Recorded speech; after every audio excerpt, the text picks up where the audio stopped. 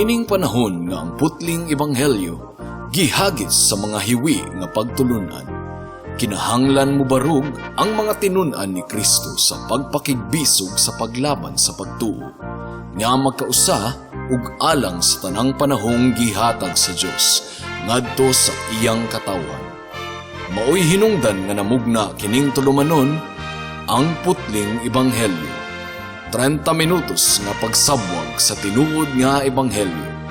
Kauban ni Pastor Jeremias Hangad, ang putling ebanghelyo. Tulumanon nga gihatod kaninyo sa Herald of Grace Radio Ministries Philippines. Ang putling ebanghelyo. Ang putling ebanghelyo.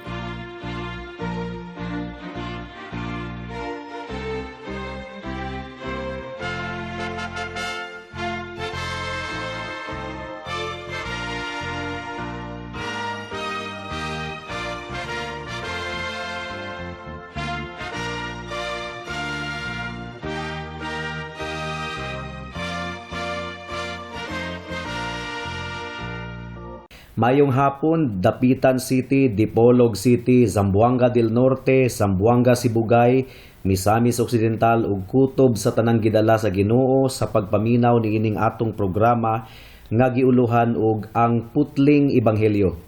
Kini ang inyong igsuon og higala sa kahanginan si Pastor Jeremias Lauri Hangad sa Herald of Grace Radio Ministries Philippines, dinuyugan sa iglesia nga nag-sponsor niining atong programa, ang Salitran Covenant Bible Church sa Barangay Salitran, Dakbayan sa Dasmariñas, probinsya sa Cavite.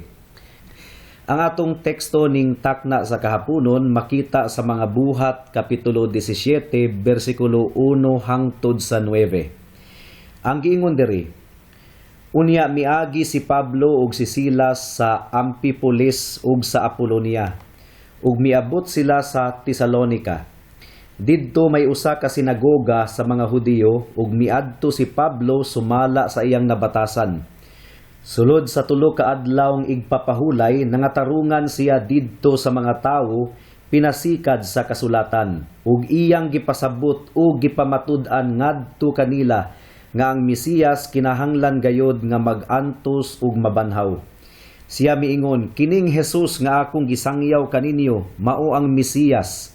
Nakabig ug mitipon kang Pablo ug kang Silas ang pipila sa mga Hudiyo ug ingon man ang daghang Griego nga nagtuo sa Dios ug ubay-ubay sa tinamod nga mga babayi. Apan nasina ang mga Hudiyo ug gitigom nila ang mga bugoy nga nagyampungad sa kadalanan aron paghimog kasamok. Unya ilang gigubot ang tibuok syudad ug gisulong ang balay ni Jason sa tuyo nga makit-an nila si Pablo ug si Silas aron paatubangon sila sa mga tao. Apan kay wala man nila makit-i, ilang gidala si Jason ug ang pipila sa mga kaigsuunan ngadto sa mga namunuan sa syudad. Naninggit sila, kining mga tawhana naghimog kasamok bisag asa sila paingon ug ania sila karon sa atong syudad. Ug gipapuyo sila ni Jason sa iyang balay. Silang tanan naglapas sa mga balaod sa emperador ug nag-ingon sila nga adunay laing hari nga ginganlag Jesus. Nagubot ang mga tawo ug ang mga namunuan sa syudad sa pagkadungog nila niini. Human kakuhaig piyansa si Jason ug mga kauban, gibuhian nila sila. Dali ra kaayong natukod ang simbahan didto sa Tesalonica, mga kaigsuunan. Natukod kini sulod lamang sa 3 ka semana. Wala nagpundo si Pablo ug ang iyang mga kauban didto og dugay-dugay tungod kay namiligro ang ilang kinabuhi tungod sa kriminal nga laraw bato kanila sa mga Hudiyo nga misupak sa mensahe sa ebanghelyo. Kung atong basahon ang bersikulo 2, murag matingala ta nganong nagpadayon gihapon og bisita si Pablo sa mga sinagoga sa mga Hudiyo aron sa pagwali sa ebanghelyo didto. Kay di ba miingon naman siya sa kapitulo 13 bersikulo 36 nga mag-focus na lang siya sa mga hintil. Buti pasabot ba nga gitulo na niya ang iyang mga gipamulong na? Dili, mga kaigsunan. Ang pag-focus ni Pablo sa mga hintil, wala nagpasabot nga muli kay na lang gayod siya og sulod sa mga sinagoga bisag dunay higayon. Musulod gihapon siya kung aduna siya'y tsansa. Pero ang focus na gayod sa iyang ministeryo, mauna ang pagwali sa ebanghelyo sa nagkalain-laing dapit sa mga hintil. Gawas pa, giangko ni Pablo sa Roma Kapitulo 1, versikulo 5, nga dako gihapon kaayo ang iyang kahangawa alang sa kaluwasan sa iyang mga isig ka Hudiyo. Adunay tulo ka bahin ang atong pamalandong ning takna sa kahaponon. Una, ang patukuranan sa buluhaton sa pagwali. Ikaduha, ang mga disiplina nga kalakip sa buluhaton sa pagwali. Ug ikatulo, ang mga bunga sa pagwali. Mudangat na kita sa unang punto, ang patukuranan sa buluhaton sa pagwali. Atong basahon ang bersikulo 2. Ang giingon diri, sulod sa tulo ka adlaw ng igpapahulay, nangatarungan siya didto sa mga tawo, pinasikad sa kasulatan. Matikdi mga kahigalaan ang gibuhat ni Pablo sulod sa tulo ka semana didto sa sinagoga. Ang giingon diri sa atong teksto, nangatarungan siya didto sa mga tawo, pinasikad sa kasulatan. Unsa may but ipasabot ni ini? Well, klaro kayo nga iyang gihubad og duro ug gipasabot og duro ang kasulatan ngadto sa mga tawo. Adunay usara ka tinubdan o patukuranan sa pagwali ni Pablo, mga kahigalaan. Unsa man kini? Well, wala na ilain kundili ang kasulatan lamang, sola scriptura o scripture alone. Ang tanang tinuod nga magwalali, Biblia lamang gayod ang basihan sa ilang mga pagwali. Paminawan ninyo ang ikaduhang Timoteo Kapitulo 4, versikulo 1 hangtod sa 5. Ang giingon diri, sa atubangan sa Dios ug ni Kristo Jesus nga maoy maghukom sa tanang tawo, buhi o patay, tungod kay mubalik man siya aron paghari, awhagon ko ikaw, pagkugi kanunay sa pagwali sa mensahe sa tanang panahon gayod, daniha, badlunga, dasiga ug tudloi uban sa pagpailob ang mga tawo. Muabot ang panahon nga ang mga tawo dili na mamati sa matuod nga pagtulunan. Ang ila na hinuong gusto mao na lang ang ilang sundon ug magtawag sila daghang mga magtutudlo nga magsulti kanila sa buot nilang madungog. Dili na sila mamati sa kamatuuran kundili sa mga tinumo-tumo nga mga sugilanon. Apan kinahanglan nga magpugong ka kanunay sa imong kaugalingon, antusa ang mga kasakitan, buhata ang katungdanan sa usa ka magwalali sa maayong balita ug tumana ang imong buluhaton ingon nga sulugoon sa Dios. Pagkabulahan bagayod kaayo sa simbahan nga gidumalaan sa usa ka matinud-anon nga pastor nga nagtudlo og tarong sa pulong sa Ginoo. Karon, unsaon man nato pagsayod nga nahauyon sa Biblia ang winalihan sa usa ka pastor? Well, ang tubag mga kahigalaan, mailhan nato kini kung ang iyang mensahe nakasentro lamang sa atong Ginoong Hesukristo. Paminawan ninyo ang bersikulo 3 sa atong teksto. Ang giingon diri, ug iyang gipasabot ug gipamatud-an ngadto kanila nga ang Mesiyas kinahanglan gayod nga mag-antos ug mabanhaw. Siya miingon, kining Jesus nga akong gisangyaw kaninyo mao ang Mesiyas. So nakasentro kang Kristo ang pagwali ni Pablo. Ug mailhan ninyo ang tinuod nga pastor kung ang iyang mensahe nakasentro lamang kang Kristo, si Kristo lamang ang gibayaw. So most likely, ang kasulatan sa daang tugon nga gibatbat ni Pablo mao ang Salmo 22 ug Isayas Kapitulo 53 nga parehong nagtagna mahitungod sa pag-anto sa Mesiyas nga umaabot. Ug ang Salmo 118 nga nagtagna usab mahitungod sa pagkabanhaw pag-usab sa Mesiyas nga umaabot. Mao kini ang basihan sa pagproklama ni Pablo kang Jesus ngadto sa mga katawhan didto sa Tesalonica. Mao nga alang sa mga pastors, tamuro nato ang giingon sa ikaduhang Timoteo Kapitulo 2 versikulo 15 nga paningkamuti pag-ayo nga ang Dios mahimuot kanimo, ingon nga alagad nga wala ikaulaw ang iyang trabaho, ug usa ka alagad nga nagtudlo sa kamatuoran sa hustong paagi. Ug alang sa atong mga tigpaminaw karon, atong siguraduhon nga ang atong pagtuo nakabase lamang sa kasulatan ug dili sa mga tinuuhan nga bisan og napanunod nato sa atong mga katigulangan apan mga tinuuhan nga walay basihan sa Biblia. Kay sa tinuod lang mga kahigalaan, dili tanang namat-an nato insakto, usbon ko, dili tanang namat-an nato insakto. Mao nga dili maayo nga atong barugan ang pangatarungan sa daghang mga tawo nga nag-ingon nga, kung unsay akong namat-an, mauna ni ang akong pakamatyan. Kung sayop ang imong namat-an higala, sayop pod ang imong pakamatyan. Very wrong, very wrong. Kinahanglang dili kita magpanuko sa pagkurihir o pagtulid sa atong pagtuo pinaagi sa pulong sa Ginoo. Kung ang atong gituuhan walay basihan sa Biblia, ato kining isalikway tungod kay ang Biblia mao ang kamatuoran. Mudangat na kita sa ikaduhang punto, ang mga disiplina nga kalakip sa buluhaton sa pagwali. Dili lang kay gigamit ni Pablo ang kasulatan isip patukuranan sa iyang mga pagwali, kundili nangatarungan usab siya pinaagi sa kasulatan.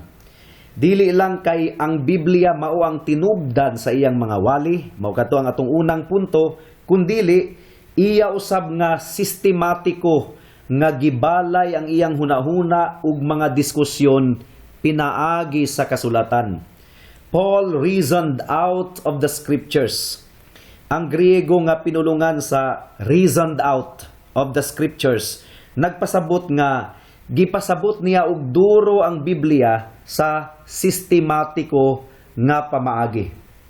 In other words, ang pagwali dili lang pagbasa sa Biblia at tubangan sa mga tao, kundili mao kini ang pagpasabot ngadto sa mga katawhan sa sistematiko nga pamaagi sama sa atong ginabuhat dinhi sa kahanginan.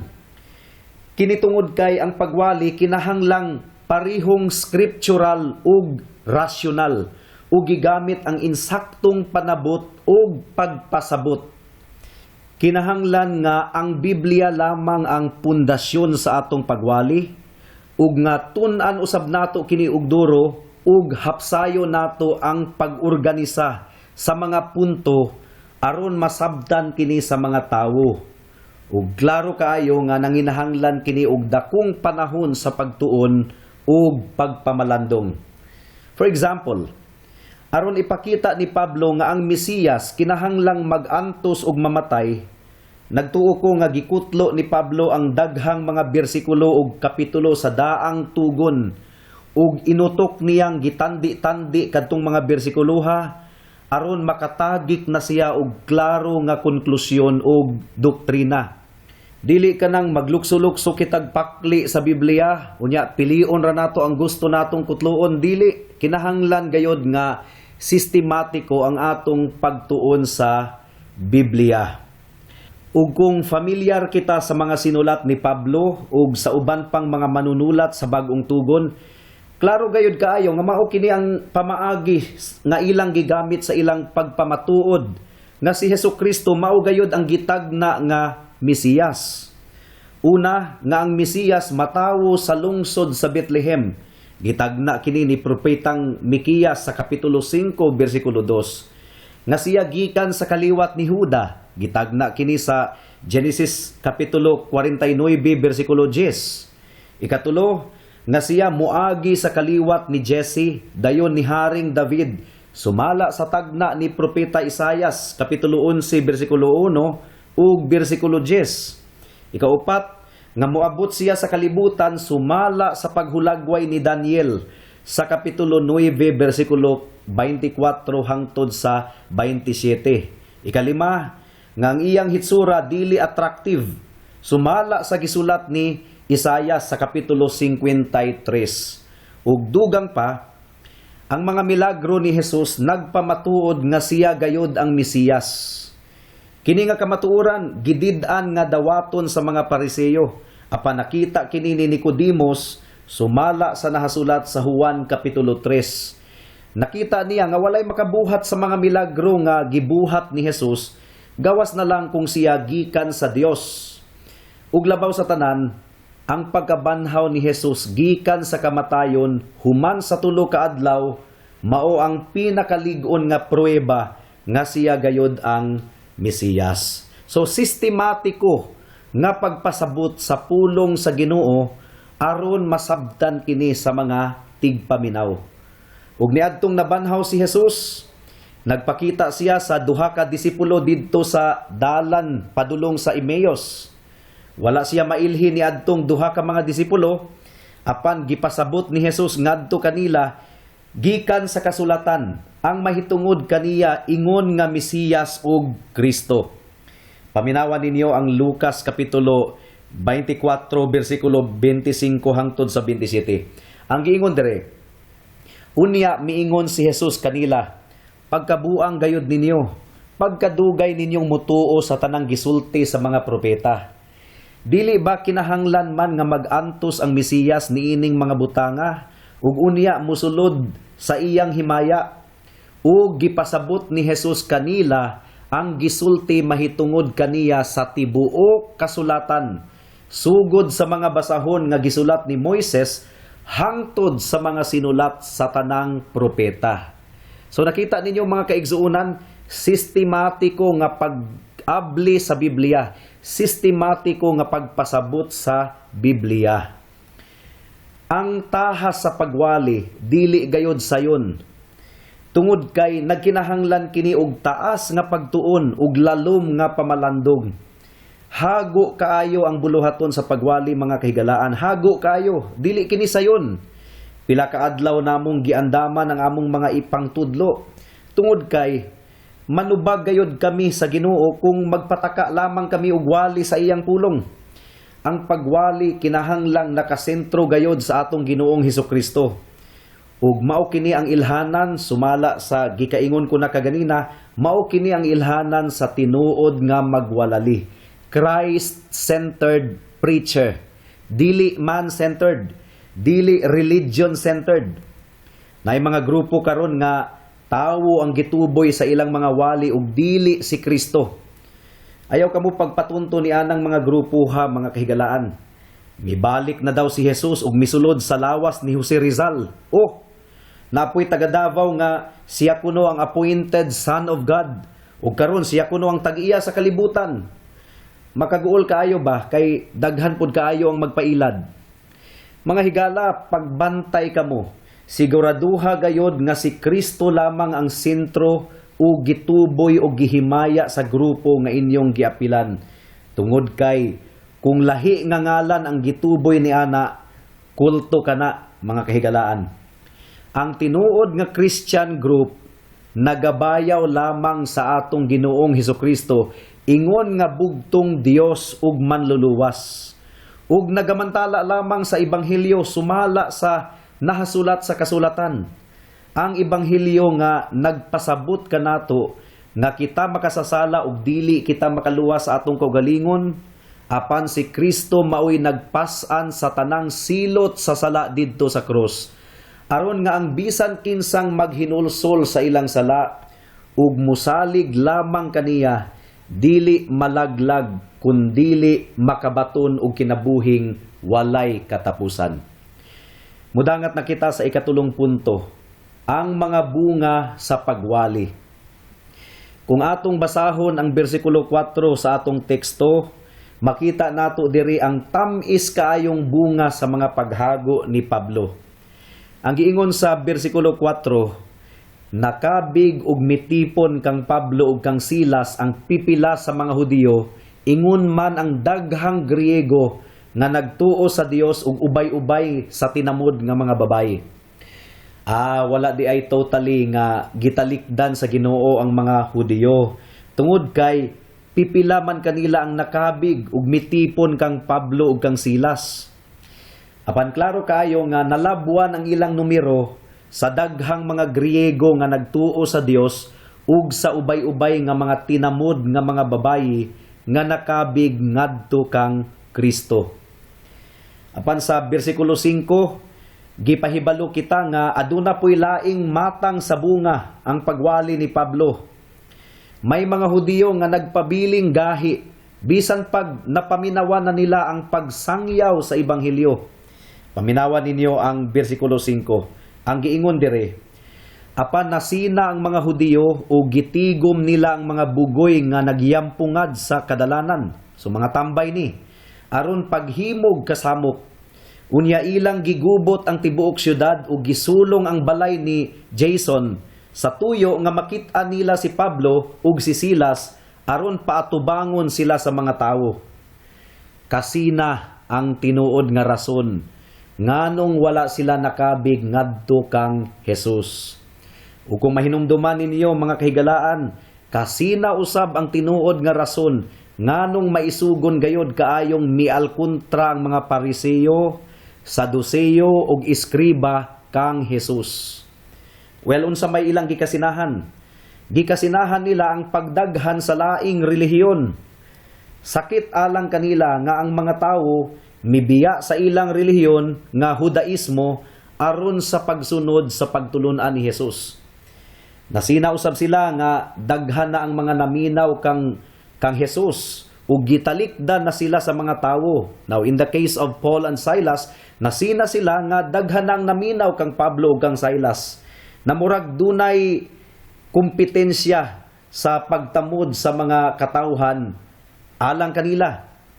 Ug ang ilang pamaagi aron mapakgang silang Pablo, dili na debate, dili na panagdiskurso, kundili pagmugna na og kagubot aron masakitan ang mga katawhan sa Dios. Tinuod gayod nga buhaton ni Satanas ang kutob sa iyang mahimo aron lamang pugnan ang pagkuyanap sa Ebanghelyo.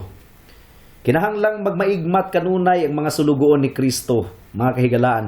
Tungod kay ang nahitabo sa panimalay ni Jason sa atong teksto, posible usab nga pagabuhaton sa mga daotang tawo ngadto sa mga magwalali sa pulong sa Ginoo. In fact, mas dali pa man gani ang pagdaot sa mga sulugoon sa Ginoo karon kaysa sa una, kay mabuhat kini karon pinaagi sa social media, sa Facebook ug Twitter ug YouTube. Dili na gayud maihap ang mga pagpangdaot kanamo mga kaigsuonan sa mga tawo nga kaaway sa Ebanghelyo ni Kristo. Ug maayo gayud kaayo mangitag pamaagi kining mga tawhana aron madaot gayud ang mga katawhan sa Dios. Usually, mamanipulate nila ang mga inila nga mga tawo aron mulaban kanila. Susama sa nahitabo sa bersikulo 6 ug 7. Paminawan ninyo. Apan wala man nila makit-i si Pablo ug si Silas, ilang gidala si Jason ug ang pipila sa mga kaigsuonan ngadto sa mga namunuan sa syudad. Naninggit sila. Kining mga tawhana naghimog kasamok bisag asa sila paingon ug ania sila karon sa atong syudad ug gipapuyo sila ni Jason sa iyang balay. Silang tanan naglapas sa mga balaod sa emperador ug nag-ingon sila nga adunay laing hari nga ginganlag Jesus. Well, apan bisan pa niining tanan mga kahigalaan, nagpabilin gihapon nga nagmadaugon ang Ebanghelyo hangtod karon. Tungod kay nagsaad na si Kristo nga bisan ang mga pultahan sa impyerno dili makasugakod sa pagsangka batok sa iglesia sa atong Ginoong Hesukristo. Karon mga kaigsuonan, kung ang mga kaaway sa Ebanghelyo pwedeng makahimo og kagubot sa katilingban ug makatumo-tumo og sumbong ngadto sa mga awtoridad aron madaot ang mga sulugoon ni Kristo kaniadto, how much more karon? Usbon ko, kinahanglang magmabinantayon kita. Atong itutok ang atong pagsalig ngadto sa atong Ginoong Hesukristo. Sa nahitabo kang Jason ug sa iyang mga kauban, maayo na lang gani nga pwede pang mapiyansahan ang kaso nga gipasaka bato kanila. Mao nga gibuhian ra usab sila human sila makapiyansa. Mudangat na kita sa mga aplikasyon. Alang sa mga magtotoo, Iapil ninyo ang mga pastors nga susama kanamo sa inyong mga pagampo. Iampo ninyo kami nga magpadayon kami sa among kaisog, kaligdong ug kadasig sa pagpanangyaw sa ebanghelyo ni Kristo. Iampo usab kami nga mahimo kaming masinugtanon sa tanang higayon sa mga sugo sa atong Ginoong Hesukristo. Ug tamuri usab ninyo ang nahasulat sa Hebreyohanon kapitulo 13 bersikulo 17 nga nagaingon, tahura ang inyong mga pangulo ug tumana ang ilang mga sugo. Kini sila walay pahulay sa pag-atiman sa inyong mga kalag, kay maghatag man sila og husay sa ilang pag-alagad sa Dios. Malipay sila sa pagtuman sa ilang buluhaton, kun tahuron ninyo sila. Apan kun dili, masubo sila sa pag-alagad kaninyo, ug kana dili makatabang kaninyo. Alang sa mga dili pa magtotoo, posible nga puno mo og pagduda sa ubang mga Bible-believing churches. Dili mo namo mapugos mga kahigalaan. Apan gidasig ko kamo nga moabli sa inyong mga Biblia ug personal nga magtuon sa nahasulat niini. Ayaw sa pagbalibad dayon sa mga pagtulunan nga posibleng alkontra sa inyong naandan nga gituuhan. Sutaan ninyo mismo kung unsa gayud ang nahasulat sa Biblia. Ug confident ako mga kahigalaan nga sa pagbasa ug pagtuon ninyo sa Biblia, kung kinasing-kasing lamang gayud kini, makaplagan gayud ninyo ang tinuod nga Kristo ug tinuod nga ebanghelyo. Nahitabo na kini sa daghan ng mga tawo, pareho sa nahitabo kang Major Daniel Whittle, usa ka Amerikano nga sundalo. Nagdumili siya sa pag-abli sa iyang Biblia ug pagsunod sa pagtuo sa iyang Kristohanong mga ginikanan. Apan usa ka adlaw niana samtang na-admit siya sa hospital, tungod kay nasamaran man siya sa gubat, gihangyo siya sa nurse nga paampuan ang usa ka batan-on nga sundalo nga himalatyo na, nga nag-request nga dunay moampu alang kaniya tungod kay mamatay na siya. Siyempre, may balibad si Major Daniel Whittle tungod kay dili man siya magtotoo ug dili pud siya relihiyoso nga tawo. So miingon ang nurse kaniya, abi nako og Christian ka sir, kay nakit-an man gud ka nako nga nagbasa og Biblia. Ug mitubag siya, gilaay lang ko. Wala na ko'y laing mahimo pa, mao nga nagtanaw-tanaw lang ko sa mga pahina ni ining Biblia. So mihangyo ang nurse kaniya, sir, pagdrama na lang nga Christian ka, kay himalatyo na gitong batanon nga sundalo, naghangyo gayud nga dunay moampo alang kaniya sa dili pa siya mamatay. So ang nahitabo mga kigalaan, naulaw kaayo si Major Daniel Whittle nga magdrama ug magpakaaron ingnon nga Kristohanon. Mao nga misangpit gayud siya sa Ginoo for the first time. Miingon siya, Lord, kung tinuod ka, ipakita kanako ang imong mensahe. Ablihi ang akong mga mata sa akong pag-abli karon niining Bibliyaha. Gitubag sa Ginoo ang iyang pagampo mga kahigalaan.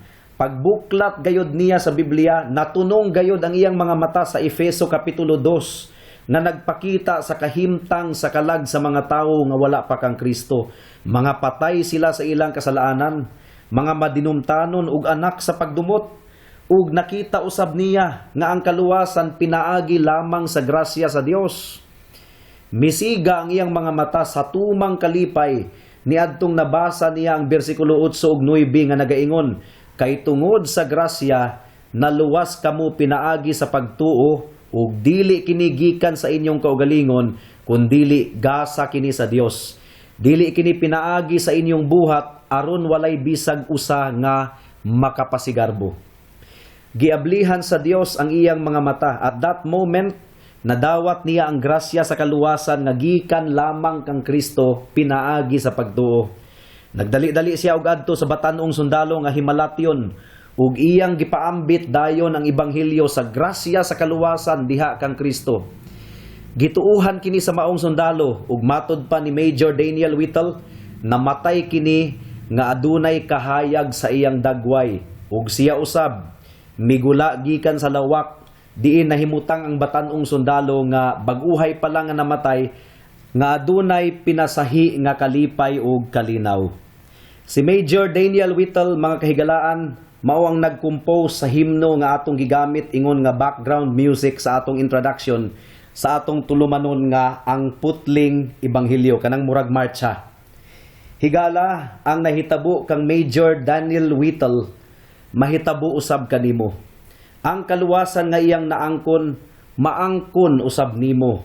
Kung ikaw maghinulsol sa imong mga sala, ug mutuo ug musalig lamang kang Hesukristo, ingon nga imong bugtong Dios ug manluluwas. Amen. Hangtod din nila kita taman sa atong pagtuon karong taknaa tungod kay wala na kitay oras pa. Ako kamong padayon nga giimbitar sa pagpaminaw niining atong programa sa matag Sabado alas 4 hangtod sa alas 4:30 sa hapon dinhi sa Radyo Bibo. Daghang salamat. Alang sa dugang nga mga pangutana, mahimong mo text kang Pastor Jeremias hangad sa 0935 744 3030.